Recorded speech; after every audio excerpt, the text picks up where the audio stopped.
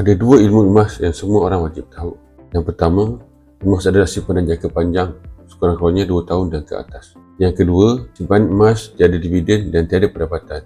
Saya berikan anda contoh mudah. Sekiranya kita memiliki gold bar 100 gram, ia akan kekal dalam saiz 100 gram sampai bila-bila.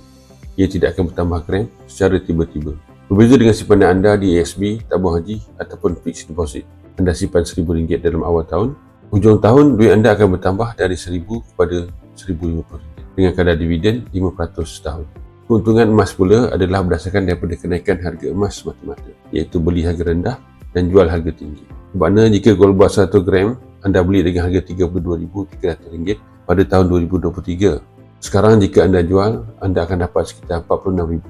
Dulu beli dengan harga yang murah, tapi sekarang jual dengan harga yang jauh lebih mahal. Hati-hati dengan pelaburan emas yang menjanjikan dividen atau pendapatan pasif yang berkemungkinan bermasalah dan sudah pasti tidak patuh syariah. Kerana emas yang terjamin adalah emas fizikal. Nak mula menabung emas di Public Gold? Jom saya bimbing anda sebaiknya.